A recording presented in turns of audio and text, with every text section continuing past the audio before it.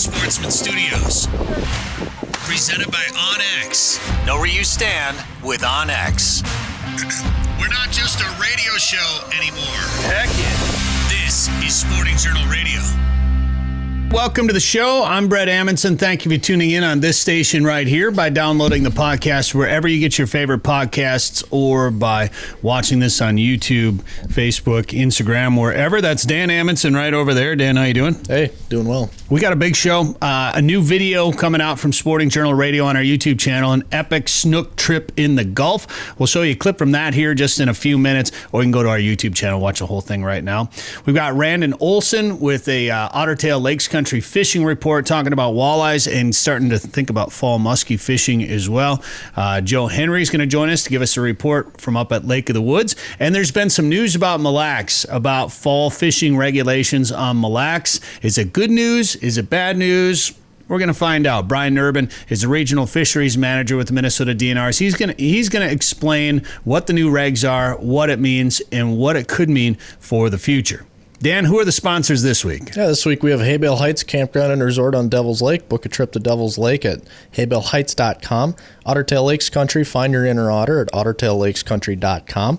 Lake of the Woods Tourism. Lake of the Woods is the walleye capital. Plan a trip for this summer or fall at lakeofthewoodsmn.com. Camp Grayling will be there next week. Catch the Grand Slam, lake trout, pike, grayling, and walleye fish Camp Grayling this summer. OnX, know where you stand with OnX. Mid-Migration Outfitters, we're getting ready for the upcoming waterfowl season. Come hunt with us out of our heated pits and comfortable blinds. Learn more at midmigrationoutfitters.com. And Prairie Sportsman, new season wrapped up. Watch episodes anytime at the Prairie Sportsman YouTube channel or check your TV guide for rerun times. Can't believe we're talking about hunting right now, Dan. Seasons are open. North Dakota, let's go. So excited about it. I love fall. It's my favorite time of the year. I have enjoyed summers lately. I think it's mostly because we've been going to Saskatchewan. It helps. It helps to have good fishing, and you're not very good at fishing around here, so you have to go where you can catch big fish. He's not wrong. Help yourself out there. Yeah, it's very true. And we are actually, before summer ends, we are going back up to Saskatchewan. We're going to be up at Camp Grayling up by Stony Rapids in northern Saskatchewan. Then we're going to spend some time over at Tobin Lake with Trails End Outfitters with our friends there. We're going to chase walleyes and pike on Tobin and then do some waterfowl hunting in Saskatchewan before we come back as well, too. So I'm sure we'll be doing a bunch of videos and some radio and stuff like that from up there, so you can follow along with our adventures. Follow Sporting Journal Radio on YouTube, of course, and then on Facebook and Instagram to see how we do while we're up there in Saskatchewan. And of course, you can follow Camp Grayling, Tasman Lake Lodge, and Trails End Outfitters while we're there as well, too. Fall fishing is something that I am a little bit more excited about. In recent years, we've done a little bit more fishing here in Minnesota in the fall. It's always hard because there's so many hunting opportunities, and I love to hunt. But fall fishing can be really good, and they're trying to open up more opportunities on Mille Lacs for fall fishing. So they've expanded some of they've relaxed the slot limit a little bit.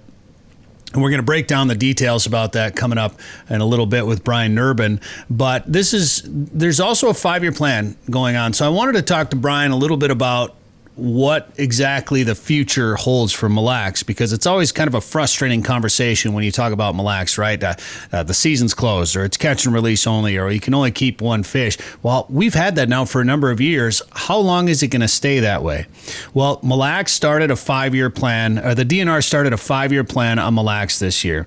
And to go back just a little bit to determine how they came up with this plan, in 2019, there were 1,300 people, anglers, stakeholders. They participated in a study with the DNR to give public input on Mille Lacs to help develop this plan. In 2020, they took that plan to the tribes involved to get their input, and in 2021, they released a draft for the public to review. Then last fall, they gave the tribes a final review and then implemented the plan this year. Now, there's 3 main goals of this 5-year plan. Number 1, serve a diversity of lake interests. Now, that kind of scares me originally because it's a walleye fishery, right? It's also a muskie and smallmouth and pike and perch fishery. I understand that. But first and foremost, you need to protect the walleyes in that lake. That's kind of the majority of stakeholders and users for that lake. That's what they're there for. So to serve a diversity of lake interests, it's still walleyes are still kind of a priority. This mainly means keeping a positive relationship with the tribes, informing the public about the health of the fishery, and then just educating people about that lake and what makes that lake special and what opportunities are there at that lake, in addition to walleye fishing, of course. The second goal is to provide a predictable management process. Now, this is an important goal, because what this means is it includes more open communication with the public with easy to understand explanations. You know, that's Mika's moving my camera over there right now. Mika, you're a terrible camera person. What that means is occasionally the Minnesota DNR, it's, you know, you've got biologists and bureaucrats and things like that. Sometimes communication can be kind of tough. You don't always understand what they're trying to tell you because sometimes it's written in biologist speak or in government speak. So they're going to try to make it more easily understandable when it comes to the management process. It's also meant to plan earlier for any type of changes so that you're not surprised by any sudden closures on the lake. Like, you know ahead of time, okay, this is the way it's going to go. So if you're planning a trip to Mille Lacs, or you're all of a sudden on Friday, like, it's this Friday, let's go up there, and the next thing you know, it's closed or it changes or whatever. They're trying to make it more predictable so you know what's going to happen. Another goal is to maintain a healthy, self-sustaining fish population that supports angling, recreation, and harvest as well. A lot of the input from the public was about sustainability for walleyes and having the chance for a harvest. Of course, people want to keep a couple walleyes to eat. It did show more support for spring and fall fishing versus winter angling, which I was kind of surprised about.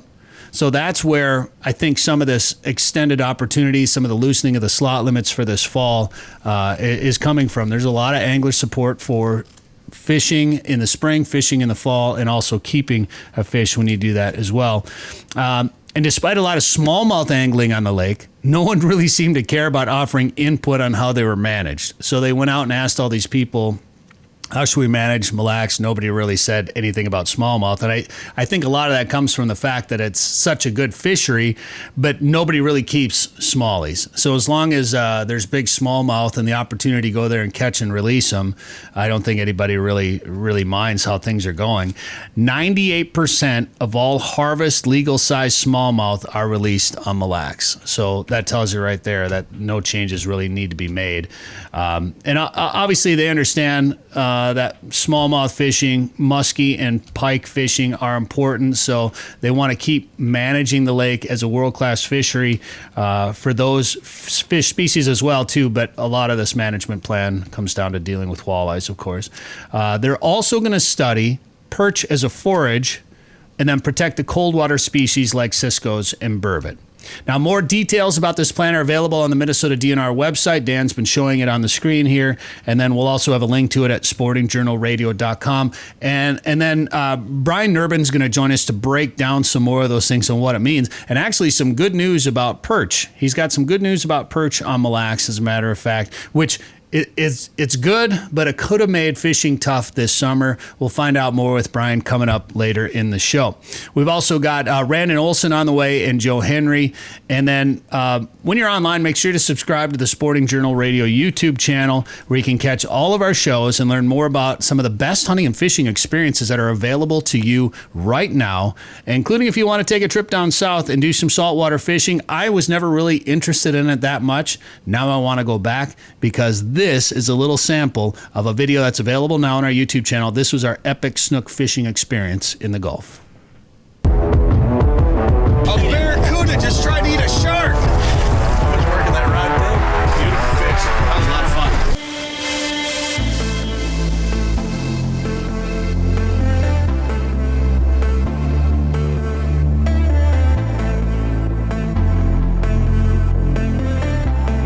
We are definitely not in Minnesota anymore. After our time at ICAST in Orlando, we were invited to fish the Gulf by Vic Cook from Live Target and Dina Vic from King Eider Communications. Now, I'd never fished saltwater before, and Dan had never seen the ocean, so we jumped at the chance, and I'm glad we did. Our guide today is Billy Ahlstrom from Suncoast Fishing Charters, and it didn't take long for him to put us on the fish.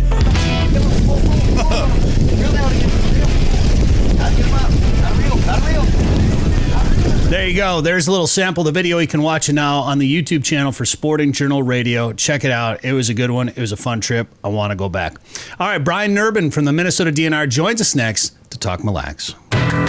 Devil's Lake is legendary, and this summer has been legendary for walleyes. Don't miss out. Call Haybale Heights Campground and Resort today to book one of their modern cabins on East Bay. The cabins are furnished with a full bathroom, kitchen, and all the amenities like high-speed internet, and are clean following CDC guidelines. Staying at Haybale Heights gives you full access to a private boat launch, fish cleaning station, and beach area. Learn more at haybaleheights.com.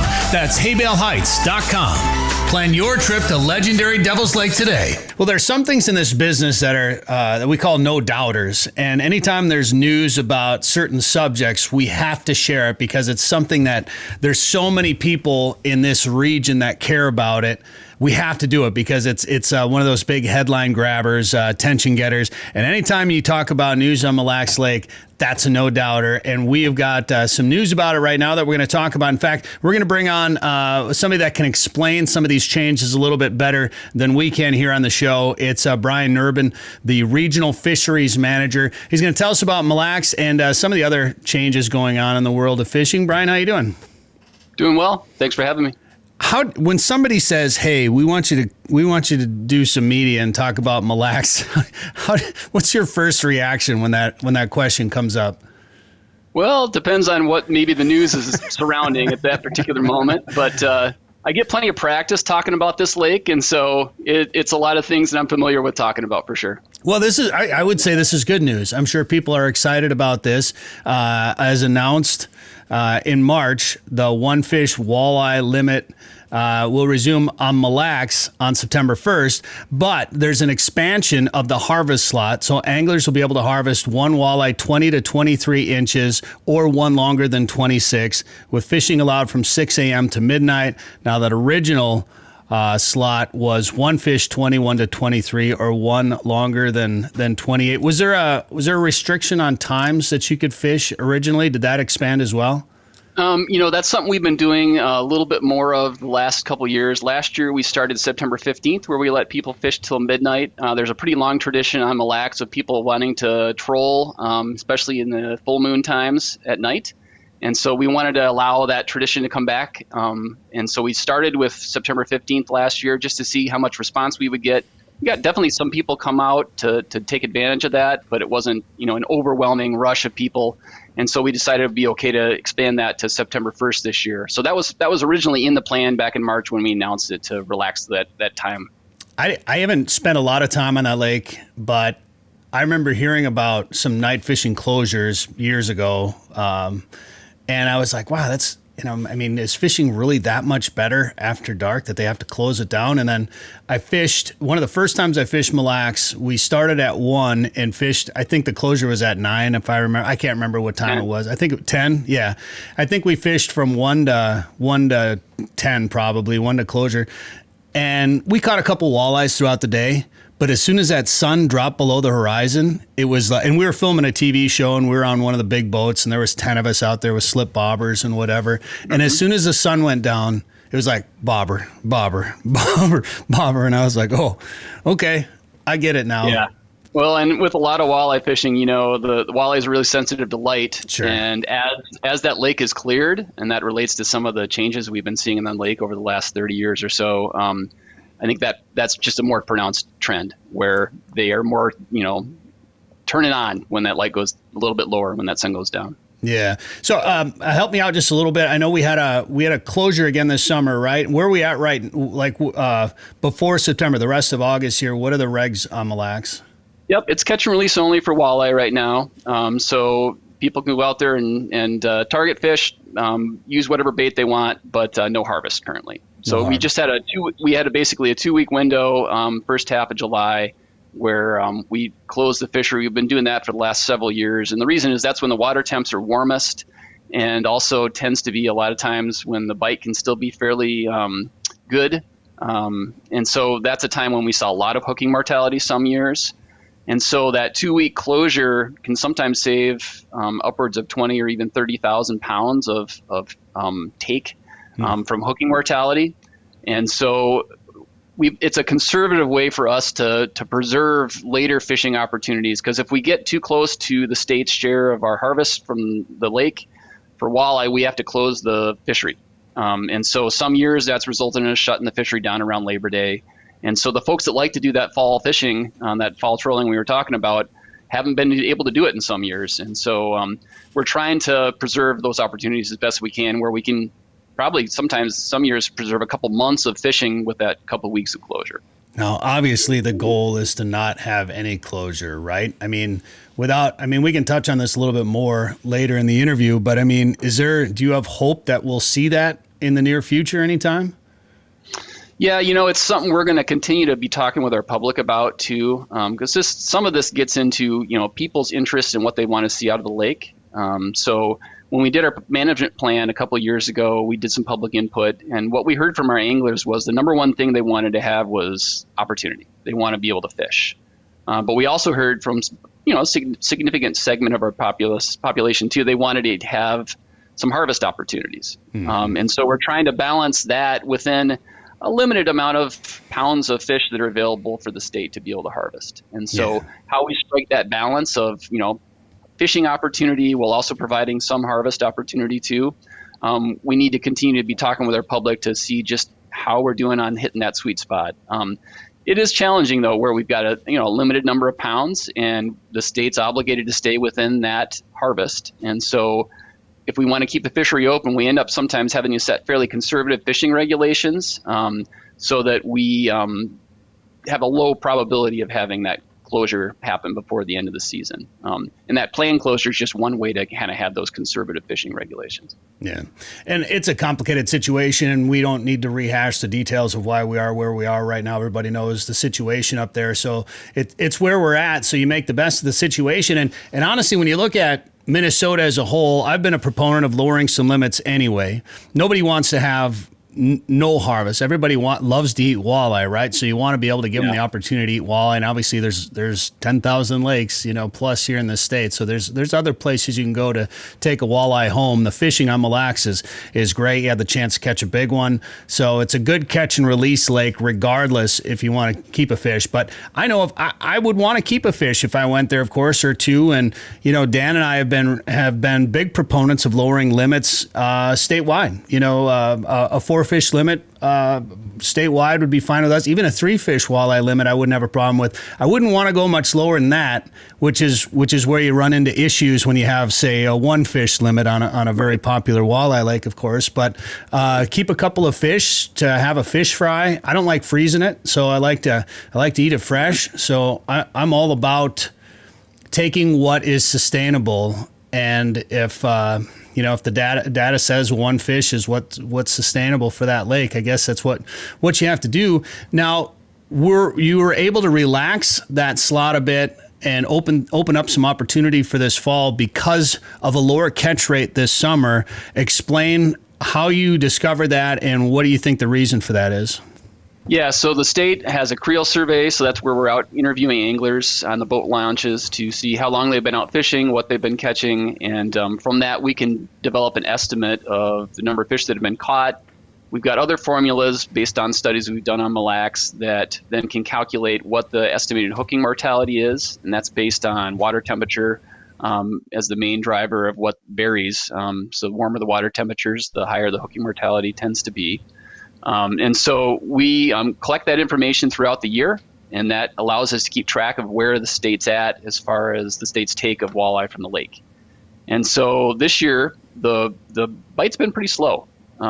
Anglers have been having a lot lower catch rates than we've been seeing the last few years. And so as a result, the number of fish that have, presumably, and we're estimating died from hooking mortality is relatively low compared to what we thought it was going to be. And so that has created the possibility for us to relax the fishing regulations this fall to provide a little bit more opportunity for harvest. How are water levels on Mille Lacs this year? They were down quite a bit last summer, as a lot of places with the drought we had. But a lot of that snowmelt that we got in the northern half of the state also was into Mille Lacs, and so the water levels rebounded quite nicely going into this summer. And they haven't had quite the drought that the Twin Cities and some parts of Minnesota have had. And so the water levels are a little bit better this year than they were last year. Okay, so water, because some areas had higher than expected water levels for a good chunk of summer that affected it sort of affected fishing in the sense that you might have it created some new fishing holes in some places. So you might have had to bounce around and look in different places, might have dispersed the fish a little bit more. But if an increase in forage on Mille Lacs, say the yellow perch, was the main reason that walleyes had plenty to eat, what do you think caused that? Yeah, so this year, as you said, Bret, we've had that lower catch rate, and it's probably mostly related to the amount of food that's out there in the lake. And we've been seeing this in our netting surveys that we do out there, where this yellow perch population has seen a pretty significant year class that hatched in 2020, and it's been growing in number as time has gone, it's been growing in size as time goes on, but they've still stayed relatively abundant, and that's what a lot of the walleye are still feeding on, is that 2020 year class of yellow perch. And so while they've got an abundance of food out there, the bite's going to be slower, and so that's probably what's driving our catch rates to be low. So yeah, the yellow perch year class, we're still trying to learn a little bit about that forage base out there and where it's going to settle. It's a changing system, as I've alluded to. We've seen clearing water on the lake over time. That's probably related to the Clean Water Act and improvements to septic systems. And so we're seeing less pollution going in the water. And so that's meaning clearer water for that reason. And then we've got a couple invasive species that have become well established in the lake as well. So zebra mussels and spiny water fleas. And those have really changed the ecology of the lake too, where a lot of the resources that used to be able to go into producing forage fish now get diverted into things like zebra mussels and spiny water fleas. And those aren't as available, especially in the case of zebra mussels. It's kind of an ecological sink where a lot of that energy now goes into zebra mussels that used to be able to support other things in the lake. Oh, and really? So we saw some pretty low forage numbers, especially around 2018, 2019. So that's when we had some of the highest catch rates of walleye too. I mean, the reports that we were hearing in the creel of people going out and catching 40, 50 walleye in a day regularly, that was an exception. That was pretty commonplace. And so those numbers are mostly about the amount of forage out there rather than the number of walleye. And so, as we've seen this big yellow perch year class come along, we're trying to understand better about what that means. Obviously, something was good that year as far as the conditions in the lake for the yellow perch to succeed in reproducing. And we see this with walleye too, that there are certain climatic conditions and other things that align that create, favorable conditions in the lake, whether that's that the water temps warm up at just the right time so that there's a good bloom of algae that then the zooplankton are feeding on, and then that provides the food for the larval fish to be able to eat and grow so that they survive well. Or just having suitable water temperatures for growth. Sometimes if the water temps are not right, then the fish won't grow very well, and they eventually kind of starve because they haven't been growing very well. So, we've been starting to study the forage out there a little bit more closely. It used to be that we just track that through our fall netting, where we'd sample it annually, once a year. But we've started to look at throughout the summer now, because we want to see what's happening, as these fish, start to become, a size where we can catch them in nets, and see what their relative abundance is through those seasons rather than just once a year. So we've been going out and doing that every month, where we go out and sample some of these forage fish as well to be able to get a better handle on what's going on. And we've only been doing that for a couple of years, and so we're still starting to learn just what those numbers mean. And so it'll be interesting to not only track that 2020 year class, but other ones that happen over time to see how they compare. So for a while there, fighting invasive species was taking priority over working on the forage base in the lake. It's all interconnected, right? And so we've got to keep track of what's happening with the forage, because that's what's driving growth of our walleye, and in some senses what the amount of fish that lake can support for predators. And the invasive species like zebra mussels and spiny water flea are involved in what the productivity is of the lake. And so we've been tracking those invasive species numbers as well. So we go out annually and do dives where we have transects where we count the number of zebra mussels that are on the bottom of the lake. We do zooplankton tows where we're capturing those spiny water fleas and other zooplankton to track what's happening in that level of the productivity of the lake. So we're trying to look at all the different pieces of the puzzle and see how they fit together. So fishing, as you mentioned, fishing for the last few years has been phenomenal out there. I've heard of some huge days on that lake of catching some nice walleyes out there, and you haven't heard about the perch quite as much. But with this year class, then do you think then the perch fishing, like these fish, will grow to a size where the fishing will get better for us too, as well for those fish? Presumably, we'll see some of that. Some of those fish are going to grow to a catchable size in the next year or two, probably. I think they're 6-7 inches right now, so not there yet. But I think in a couple years they're going to be there, and they're, like I said, they're staying in a high enough abundance that I think that there's going to be fish that grow out the other side. They're not all going to get gobbled up by predators. So yeah, I think there's something to look forward to a little bit, because I know that's a fishery that hasn't been as good on Mille Lacs of recent years as those jumbo perch that I know some people love to go and catch. So yeah, we may see a little bit of a boost in a couple of years that people can get out and maybe do a little more of that. So the biggest question I'm sure you've gotten over the years is, gosh, fishing is so good on Mille Lacs. I mean, the walleye numbers must be doing real well. Why do we still have these restrictions on us? How are the walleye numbers overall on the lake? And do you foresee any long-term changes, maybe down the road, increasing that bag limit or increasing our harvest size for not just for us but for the tribes as well? Or are we going to be sitting here for a while, you think? Yeah, I think we've been trying to, like I said, learn just where this lake is going to settle in its new equilibrium.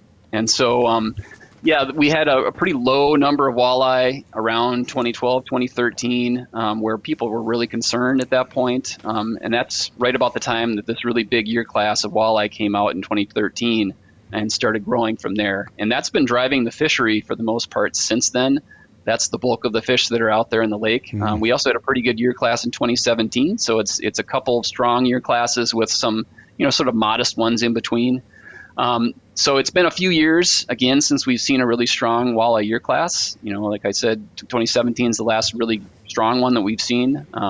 There's certainly still fish that are recruiting from the fishery each of the years since then, but these really big year classes on Mille Lacs tend to be the ones that really drive fishing. So we're going to continue to keep an eye on, those sorts of trends in reproduction. But right now the walleye population has been pretty stable the last 3 years, actually. Our netting and our modeling, that sort of tracks the population shows that it's been fairly consistent the last 3 years or so. So that it's rebounded quite a bit from those lows that we saw back in around 2012, 2013.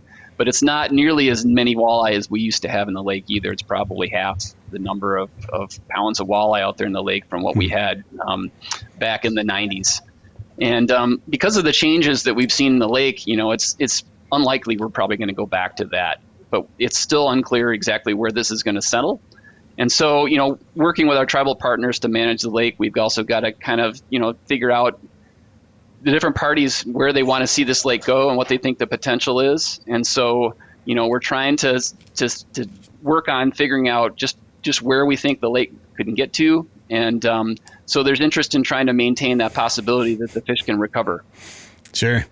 That slot limit, I've always kind of wondered about that slot limit. So 21 to 23 or now 20 to 23. Is that one of those strong year classes? Because a lot of times we won't even keep a walleye over 20 inches. Yep. So to have that one, I've always wondered, is that just because there's strength in numbers in that size? It's a good question, Bret. I'm glad you asked it. So when we pick a slot limit for harvest, we're trying to balance, where the numbers of fish are in the population with what people also are interested in keeping, right? And so because we've got a couple of pretty significant year classes, they are all kind of a similar size. And so if we put the slot limit right in the middle of that sort of big peak of sizes of fish in the size distribution, we'd probably hit our harvest really fast. People would be catching keepers quite regularly. But if we put it someplace completely outside of the zone of where fish sizes are, they would have almost no chance of catching a keeper. And so we kind of have to try to put it at a place where we think people will have a chance to catch a keeper, but not such a great chance that every time somebody goes out, they're going to keep one. Because otherwise we'd have to shut down the fishery at some point. And so the 21 to 23 that we originally planned for this fall was trying to stay away from the sort of more center of the peak, which is around 20 inches or so. for the number of walleye that are out there in the lake right now.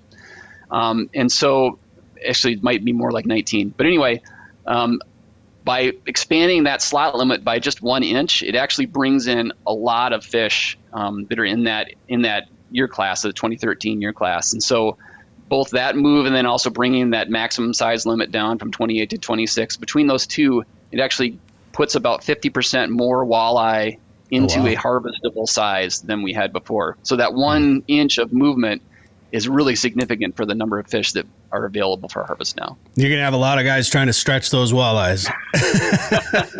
I sure hope we don't see any of that, because our conservation officers will be keeping an eye on it. Of course. Well, and the other thing is a 21-inch walleye, there's a lot of meat on a fish like that. So even if you can only keep one, I mean, that'll feed a couple of people, really. I mean, it's a good amount of meat. And I think that's part of the thinking is that, it's something that you can actually feed a few people on. And especially if you take two or three people in the boat and you're able to boat a couple of them, then that's probably a pretty solid meal for people. We could have, looked at putting a size limit that was really small, harvest 13 or 14 inch fish as a way to, avoid that peak of fish as well. But then again, that's not as much of a meal. And it also is sacrificing, growth that those fish might have over time too, to a little bit bigger size too. Well, it's nice to have, some good news really about Mille Lacs. You always. Yeah, it's good and bad, right? Because obviously the fishing's been a little slow out there, and that's why we're able to offer this opportunity. But we want to make sure when we got the chance, we do give a little bit additional opportunity, and we felt like this was the year to do that. I'm sure you'll always have some people that'll hope for more, and you can't keep everyone happy. I've learned the DNR. I don't agree with everything the DNR does, but I will say the DNR. It's a thankless job that you guys have, and I applaud you for doing it, because especially when you deal with Mille Lacs, it's a tough one, and it's good. It's good to have some increased opportunity. And what do you, the winter regs come out December 1st. I can't remember if we touched on this maybe a little bit. Do you foresee any changes for the winter now in light of what's going on now, or will you determine that here over the next couple of months? Yeah, so we annually do our netting surveys for walleye in the fall. So we'll be out there in September here, starting probably in 2-3 weeks, and we'll be out there gathering more information about what the walleye population is looking like, both the numbers and then also the size structure of the fish. Because all that forage is out there this summer, they're likely growing a lot more than they have the last couple of years too. So we may see more fish growing into those slot limits we've been using the last couple of years. We've had that 21 to 23 inch harvest slot for the winter, I think, for the last 3 or 4 years. So as I said before, we have to kind of strike that balance of how many fish do we want in that harvest slot, how many fish do we want to see of the states take for the year happen in winter versus preserving some for open water. So we'll have to kind of figure out that right balance, because we don't want to use up all of our pounds or a significant number in winter, and then there's limited opportunities in the open water season too. Mm-hmm. So we're again trying to balance all these different potential competing interests when we make that decision. So we'll look at the netting data that'll be available in October, and probably around early November is usually when we announce what the new winter regulation is going to be.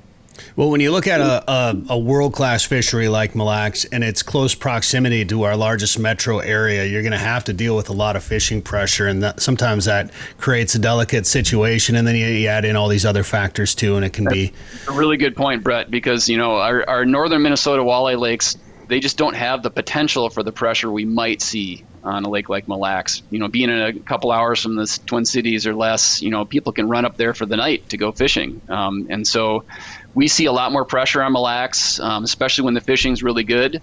And that's one of the challenges we have to try to figure out, is that we can't always predict how many people are going to go fishing, and it has a lot to do with the bite a lot of times.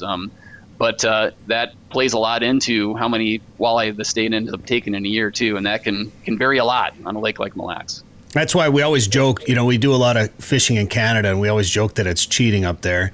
And it just all has to do, obviously there's good habitat for fish, but it all has to do in relation to pressure. And just the more people you put on a lake, the fishing is just going to get a little bit tougher.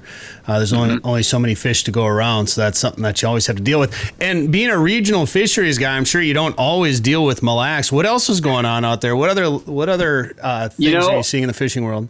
One of the phenomenal fisheries that I think doesn't get talked about enough is the Mississippi Ripper and Lake Pepin. That's the other large lake that I have in my region, and the walleye and sauger fishing on Pepin is as good as it's been in probably 50 years right now. There are multiple big year classes of walleye and sauger out there, especially walleye. And so last fall we set basically, I think the highest or maybe the second highest catch we'd ever seen for walleye on Lake Pepin. And the fish grow incredibly fast down there, where the minimum size is 15 inches, and the fish get there in their third summer of growth. Whereas it might take 5 years for fish, more northerly fish, to get there. So these year classes of big year classes of fish we've been seeing grow really fast and get into that size where they're keepers. And so there was some really good fishing through June, I know, down there in Pepin. I haven't heard any reports lately, but people were really happy with the fishing down there. So I think that's something people should consider. Talking about fisheries that are close to the Twin Cities, that's every bit as close as Mille Lacs is to the Twin Cities, but hardly anybody thinks to drive south to go walleye fishing, I think. Obviously, we know smallmouth and walleyes coexist. They do it on other lakes up north in Canada, wherever. But the smallmouth fishing has been so good the last few years, and it seems that abundance has kind of surged while the walleye abundance is doing its thing. Do you think, and not that I really believe there is, but do you think there's a correlation between a smallmouth growth and a walleye decline? Or why are the smallmouth able to, because they kind of use similar habitat to a walleye, why are they thriving when our walleyes aren't? Yeah, that's a good question. So smallmouth bass and walleye kind of have different feeding behaviors. Walleye have those special eyes that can see really well in low light, and so they can feed really well in cloudier water. And smallmouth bass, their vision is much more about seeing things in clear water from a distance. And so as that lake is cleared up, for all the reasons we just talked about, it's favored smallmouth bass feeding a little more efficiently than they used to. And so we're seeing a better, more robust smallmouth bass population as a result. That being said, the biomass of fish that are out there still significantly favors walleye. There's a lot more walleye out there than bass. The bass tend to be, as most anglers know, in those rockier areas of the lake, and we don't see too many of them in other places. But they've kind of reached a sort of equilibrium, it seems. We annually sample the bass population too through electrofishing and monitor both the abundance and size structure that way. And they seem to have kind of settled into a new equilibrium at that population where it doesn't seem to be continuing to grow. But obviously an incredible size structure. It was Mille Lacs one year, Bass Magazine put it as the #1 bass lake in the country. Because the size structure was so amazing. And people didn't know that before some of those big national tournaments started going there.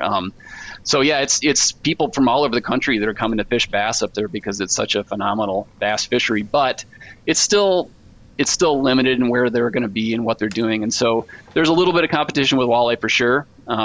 But it's actually, they're feeding on some different things a lot of times too. Those bass are feeding a lot on insects and crayfish. We did a diet study out there a few years ago looking at this question, and there's a little bit of overlap with walleye at certain times of year where they're feeding on shiners or something like that. But a lot of the year they're actually eating different stuff too. Crayfish. So so there's a little bit of overlap, a little bit of competition, but I think that the invasive species impacts are much bigger than anything that smallmouth bass have had to the walleye population. You hear people complain, all these smallmouth bass, it's ruining the walleye population. But I've also been hearing lately, and particularly with the increase in sturgeon that we're starting to see in some of the historic areas in the state where they're coming back, Minnesota River, Big Stone, Otter Tail County. What impact do you think sturgeon have on walleye, if anything? I don't know a ton about how that might be playing out. I've heard that from a few places around the state, especially Otter Tail County. I think that's where our sturgeon population has really boomed over the last few years, a new introduction. And at the same time, they've seen maybe some smaller year classes of walleye too. And so people are trying to put, those two together. And I don't think we necessarily know that that's the case. We've got plenty of populations like Lake of the Woods and the Rainy River where we've got very robust lake sturgeon populations, and we don't have any issues, it seems, with walleye recruitment or anything like that. So it's something we'll certainly be looking at and considering, but I don't know for sure if there's an direct cause and effect sort of thing, or if it just happens to be a correlation in some of those systems. Sure. Well, we could talk fishing all day here with you, but we'll let you go now. But any other fishing related news or Mille Lacs related news out there that we need to get to our listeners? I don't think I have anything else, but other than just to say that, it's been exciting to see this renewed interest in fishing a little bit with the pandemic and some people getting out there and maybe rediscovering fishing, or maybe trying it for the first time. And I hope that people continue to, get out there and do that. And I hope that everybody that's an angler continues to do that, encourage the next generation of anglers to get out there and do it too. So it's up to all of us to keep this tradition going. Absolutely. All right. Brian Nerbonne, Regional Fisheries Manager, Minnesota DNR. Appreciate the time today here on the show. Thanks for having me. It was fun. Northern Minnesota's Walleye Factory is a year-round world-class fishing destination. The perfect getaway this summer is just a short drive to Lake of the Woods. Fish Big Traverse Bay, the Rainy River, or visit the unique Northwest Angle. To catch big fish, you have to go where the big fish are. Plan your trip to Lake of the Woods at lakeofthewoodsmn.com. That's lakeofthewoodsmn.com. And once again, it's time to head up to Lake of the Woods to check in with Joe Henry from Lake of the Woods Tourism. Joe, how are things? Hey, Bret, doing well. How are you? Not bad. Summer's almost over, Joe. I tell you, don't even say that. But you know what? Fall sports have started at the schools, back to school lists. I mean, and even you're starting to see flocks of ducks and geese. Evenings are getting chillier, and I can tell you that some of the guides that have fished the Rainy River are starting to talk about more walleye action already. I'm so excited for fall, and I think it's game fair. Once game fair kicks off, I start to get excited about the hunting season again finally, and I am so excited about fall. But after last year, actually spending some time on the water and catching some fish, I'm actually really looking forward to doing some fall fishing this year too, Joe. Yeah, you know what? Fall fishing is so great. And obviously, it competes. If you're an outdoors person that also hunts as well as fishes, it's hard because you only have limited time. And the hunting, for the most part, other than turkey hunting, I guess, and some other things, you pretty much do them in the fall too, right? So it's hard. It's so hard. But I got to tell you that, fall fishing up a Lake of the Woods, it's really, really good. It's really good on the lake.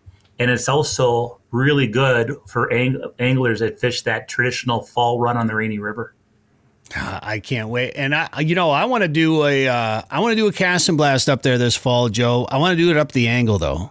Mm-hmm. It's funny because, Lake of the Woods is one of the few lakes in the state that you can actually do layout boat hunting on the lake, where you're you're almost basically laying back flat in these small flat layout boats they're real sturdy, they're real solid, but you're almost like parallel with the water out in the out in a big part of the lake. You're not hiding in the weeds or anything, and you put decoys all around you, and those diver ducks come swooping through those rafts of decoys, and it's one heck of a shoot. So that's just one nuance to the duck hunting up at Lake of the Woods, and of course we get a whole bunch of divers coming down. So up at the angle, hunting those islands and hunting off of a point of an island, it's really kind of a unique shoot. Think about it. How many times do you duck hunt where you're hiding behind rocks or boulders? Mm-hmm. Yeah, it's unique. I've never done the layout boat thing. I've talked about it. There's a couple of places are on my list that I'd like to try it, and the angle is right up there at the top. And then maybe we'd have to go fish the river afterwards or before. Maybe we'll go an extra day and do a little river fishing while we're up there, Joe. I'll tell you what, though, some of the what some of the hunters that go up to the Northwest Angle do is, of course, they'll hunt in the morning right away, and they come in, have a good breakfast, maybe they take a snooze, and then they go fishing in the afternoon, and they always get their walleyes, and of course, if they want to go for pike and muskies and stuff, they can too. But it's certainly a cast and blast opportunity, and then of course that's at the north end of the lake. You talk about the big basin. Our charter boats are running all over the basin, whacking walleyes, and the walleyes are putting on the feed bag because the winter's coming and eventually spawning's coming, and just traditionally they bite well in the fall in that cold water. And then of course then you got the Rainy River, and I think one of the really neat things about the Rainy River is that if somebody wants to bring their own boat up and all they have is a 14 or 16 foot boat, no problem on the Rainy River because it's relatively small water. Mm-hmm. And you're saying guys are already starting to catch nice walleyes in the river? Yeah, there's already some guys that have been fishing the river talking about how they're actually catching some decent walleyes, and I'm not sure if those are resident walleyes. We've had a lot of flow in the Rainy River this year, and there's been more bait in the river than normal for the summer. So there's walleyes in there now, and I don't know if some of those walleyes are entering from the lake yet or not. I can't say that, but I can tell you that every year, early September, you always get a few people that just start fishing the river and doing really well on walleyes, and people are like, holy smokes, that walleye run is already starting, or hey, I've seen shiners already coming up the river. And that always happens in early September, and I mean, my goodness, it's already mid-August. We're almost there, so it wouldn't surprise me if some of that is just starting right now. Well, that shiner run, of course, everybody talks about that. So you're thinking with the higher water that there could be some shines, that maybe the run might be a little bit different this year, you think? Well, I think traditionally, I'll preface my statement by saying Mother Nature, people talk like they know what's going on with Mother Nature. And I'll be the first one to admit I don't know. But it just seems like when there's a lot of water pushing out of that river, that fall walleye fishing ends up being pretty darn good. I know that with a lot of water going into that lake, I know the walleyes can sense that different smell of the river. But, that also encourages a lot of those shiners to run up. And again, there's already bait in the river. So I know that, there's going to be some walleyes close behind. It's shaping up to be good. Time will tell, though. Mother Nature always dictates, right? Oh, yeah. That's such a cool sight when you see those the shiners on the end of the dock there under the lights spinning around in circles. Bret, I'll tell you, I went down to film. Just one evening, I was up at a resort, and I just went down to film the shiners like you showed there, circling, and they circle clockwise and just gallons. They just circle. And then every once in a while, they fly out of the water because a walleye chases them underneath. But I went down to the end of the dock, and across the river over in Canada, straight across was a big flock of Canadian geese staged on their migration. And they were honking away. And across the river over to my left, there was a pack of wolves howling in Canada. Oh, wow. Over my right shoulder, there's domestic dogs that were barking at the wolves. And then, I can hear ducks go over my head, diver ducks. They're flying right over my head. And then, of course, you got the shiners running. I mean, what a cool scenario with so many things going on in the fall that you can see why people really enjoy it. Yeah, you can see why people would want to just live there, Just move there and be there year-round. If you like the outdoors, and having that right outside your back door is not a bad gig. Well, let's talk about a couple of minutes left here. Let's just talk about how people are catching fish. If you were going up there right now, Joe, what would you be doing? It's interesting. Normally, this is the dog days of August, and the two techniques would be pulling spinners and trolling crankbaits with lead core, or however you get your cranks down in that deeper water out in the main basin. Now, there are some fish out in that main basin, but there's a lot of walleyes this year that are still relating to shoreline structure. And the other thing I'll tell you is that in addition to pulling spinners and pulling cranks, which is working, jigging is still working really well. And there's still a lot of people catching walleyes jigging, which normally this time of year that dies off, but that technique is still going strong. So it's kind of a unique year. We mentioned water levels are coming down, so docks are starting to pop out of the water again. That's good news. And, we've been pretty much debris free for the most part in our basin. All that junk from the high water has flushed through over a month ago. So, we're in good shape that way. So, yeah, it's just kind of a unique year. Every year is a unique year in some way, shape, or form, though, isn't it? Absolutely. I mean, you got to take what Mother Nature gives you, and it seems like there's always some little challenges or some little differences each year.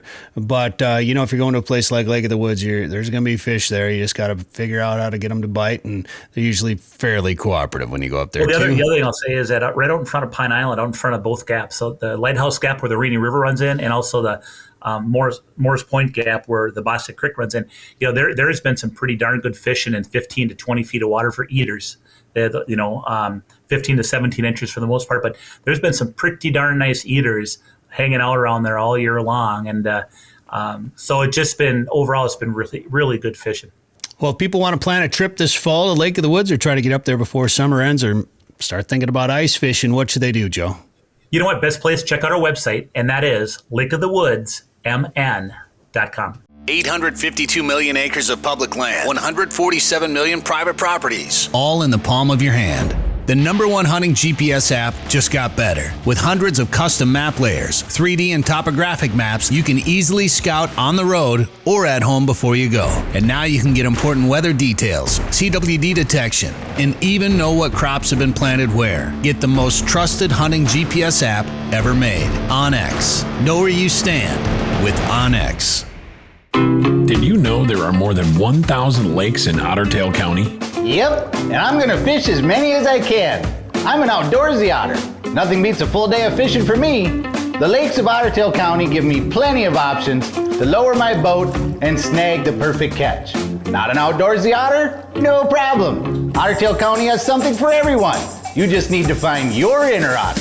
To find your inner otter, go to OtterTailLakesCountry.com. All right, so we'd like to bring you the latest fishing reports. We've got people all over the region who never leave the lake. They're constantly on the water telling us the latest information about what's going on right now. So we're going to check in with Randin Olson right now from Lockjaw Guide Service, who is currently fishing out of his golf cart right now.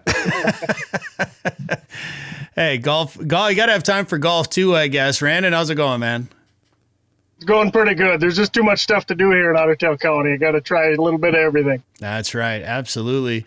But you're obviously spending, when you're not on the golf course, you're on the lakes all the time fishing. How's fishing been this summer? You know, it's been okay. We've had a little different summer. We've had cooler water temps than normal and higher bait fish populations than normal. But if you're willing to grind a little bit, the fishing's been pretty good. You're going to work a little bit. You know, it's interesting that you say that because we just talked to a biologist over at Mille Lacs, and he was saying that the forage base is really high on Mille Lacs, so it's been a tough bite over there too. So I wonder if there's something about weather conditions this year that's created, more forage in a lot of our lakes in Minnesota.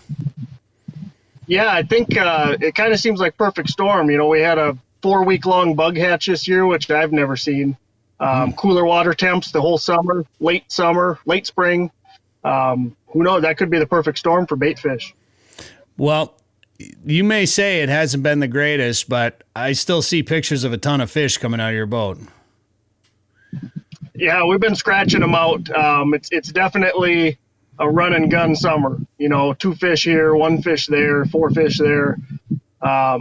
We'll probably hit 15 to 20 spots in a 4-hour trip to get, 6 to 12 fish. So the fish are spread out. When you find them, they'll eat, but you're not finding any big groups of them. It's just a single here, maybe 2 or 3 over there. And that's just kind of grind it out. So are you searching using electronics and looking for marks, or are you hitting spots and saying, let's try this for a little bit and then move on? Definitely searching. The live sonar stuff's helped a lot with that because I fish a lot of weed spots and sand spots, a lot of shallow fishing. And in the past, you had to just kind of rely on, past experiences and what you're seeing that day, if that weed bed looks good enough to fish.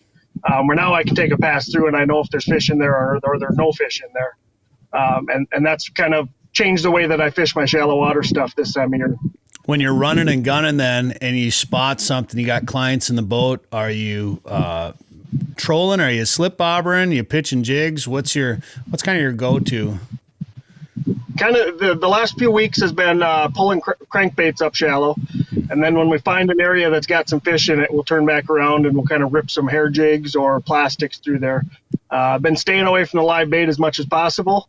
I've been really trying to get more into the plastics this summer with all my clients. And it's been working good. The fish like it. Generally, they're nicer, bigger fish on the plastics. So that's kind of got a double-edged sword there. It works both ways. Well, with a lot of forage, are the fish a little bit beefier? Oh, yeah.